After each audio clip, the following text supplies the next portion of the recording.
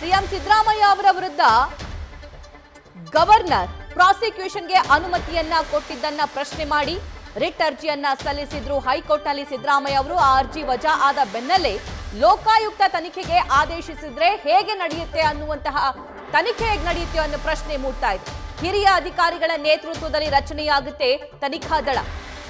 CM ಪತ್ನಿ, ಬಾಮೈದ, ಅಧಿಕಾರಿಗಳು ಸೇರಿದಂತೆ ಹಲವರ ವಿಚಾರಣೆಯನ್ನ ನಡೆಸಲಾಗುತ್ತೆ.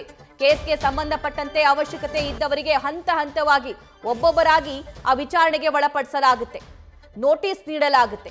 ಹೈಕೋರ್ಟ್ ಆದೇಶದ ಬೆನ್ನಲ್ಲೇ ಸಿದ್ಧತೆಯನ್ನ ಈಗ ಲೋಕಾಯುಕ್ತ ಟೀಮ್ ಕೂಡ ರಚನೆ ಮಾಡಿಕೊಳ್ತಾ ಇದೆ. ಹಾಗಾದ್ರೆ ತನಿಖೆ ಹೇಗೆ ನಡೆಯುತ್ತೆ ಅನ್ನೋ ದೊಡ್ಡ ಕುತೂಹಲಕ್ಕೆ ಉತ್ತರ ಈ ರೀತಿಯಾಗಿದೆ. ಸಿದ್ದರಾಮಯ್ಯ ವಿರುದ್ಧ ಪ್ರಾಸಿಕ್ಯೂಷನ್ಗೆ ಅನುಮತಿ ಆದೇಶದ ಸಾಧ್ಯತೆ ಇದೆ. ಇನ್ ಕೇಸ್ ತನಿಖೆ ಏನಾದರೂ ಶುರುವಾದ್ರೆ ವಾಟ್ ನೆಕ್ಸ್ಟ್? ಅನುಮತಿ ಸಿಕ್ಕರೆ ಲೋಕಾಯುಕ್ತದಿಂದ ಮುಂದಿನ ತನಿಖೆ ಹಂತ ಹಂತವಾಗಿ ನಡೆಯುತ್ತೆ. ಹೈಕೋರ್ಟ್ ಆದೇಶದ ಬೆನ್ನಲ್ಲೇ ಸಿದ್ಧತೆಯನ್ನ ಲೋಕಾಯುಕ್ತ ಟೀಮ್ ಈಗ ಆಲ್ರೆಡಿ ಮಾಡಿಕೊಳ್ತಾ ಇದೆ. ಜನಪ್ರತಿನಿಧಿಗಳ ನ್ಯಾಯಾಲಯದಿಂದ ಆದೇಶ ಬಂದ ತಕ್ಷಣ ಎಫ್ಐಆರ್ ದಾಖಲಾಗುವಂತಹ ಸಾಧ್ಯತೆ ಇದೆ. ಆದ್ರೆ ಎಫ್ಐಆರ್ ಮೇಲೂ ಕೂಡ ಸಾಕಷ್ಟು ಕುತೂಹಲ ಇದೆ. ಇಲ್ಲಿ ಆರೋಪ ಕೇಳಿ ಬರ್ತಾ ಇರೋದು ಸಿಎಂ ಪತ್ನಿ ಮತ್ತು ಬಾಮೈದನ ವಿರುದ್ಧ.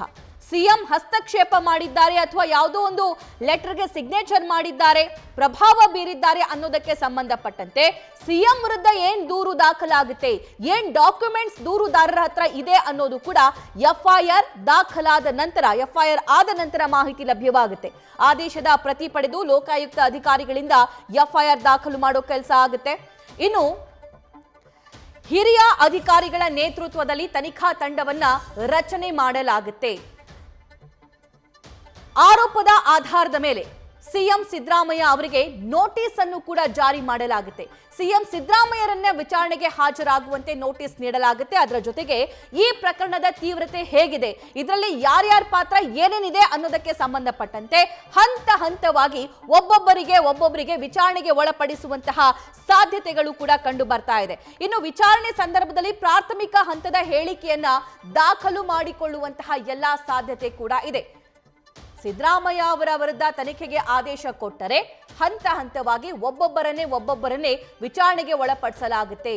ಸಿಎಂ ಅವರ ಪಾತ್ರ ಅದರಲ್ಲಿ ಇದೆ. ಸಿಎಂ ಪ್ರಭಾವ ಬೀರಿದ್ದಾರೆ ಅಂತಂದ್ರೆ ಸ್ವತಃ ಸಿಎಂ ಸಿದ್ದರಾಮಯ್ಯ ಅವರಿಗೂ ಕೂಡ ಕರೆಸಲಾಗುತ್ತೆ, ಅಧಿಕಾರಿಗಳಿಗೂ ಕೂಡ ವಿಚಾರಣೆಗೆ ಒಳಪಡಿಸಲಾಗುತ್ತೆ.